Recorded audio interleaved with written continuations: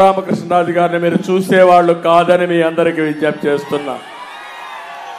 అందుకని ఈరోజు మీ అందరికీ ఒకటే విజ్ఞప్తి చేస్తున్నా, ఒక దుర్మార్గుడి పాలన నుంచి ప్రజాస్వామ్యాన్ని కాపాడుకొని మన పిల్లల భవిష్యత్తు కాపాడుకోవాలంటే ఇలాంటి వ్యక్తులు కూడా కలిసి పనిచేయాల్సిన అవసరం ఉంది.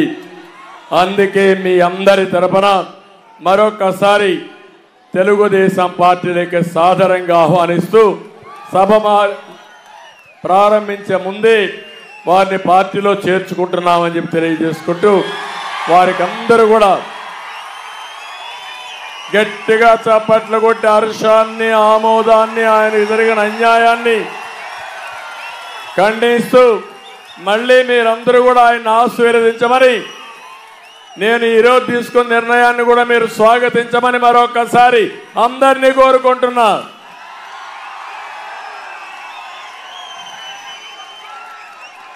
మైక్ 2 నిమిషాలు మాట్లాడతారు. తర్వాత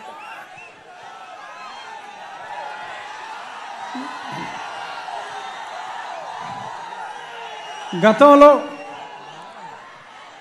తెలుగుదేశం పార్టీ అభిమానులు, జనసేన అభిమానులు, భారతీయ జనతా పార్టీ అభిమానులు అందరికీ నా హృదయపూర్వక నమస్కారాలు.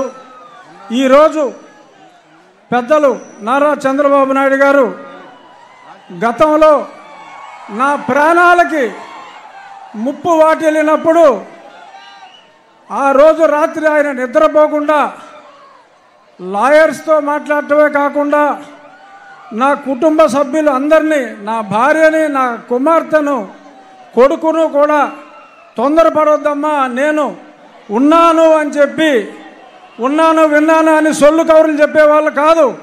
నిజంగా ఆయన నాకు ఉన్నారు, నిజంగా ఆయన నా ఆక్రోశం విన్నారు కాబట్టి ఇప్పుడు ఆయన చెప్పినట్టు నేను మీ ముందు బ్రతికున్నా. సో కాబట్టి నేను ఆయనకి ఎంతో రుణపడి ఉన్నాను. ఇక నుంచి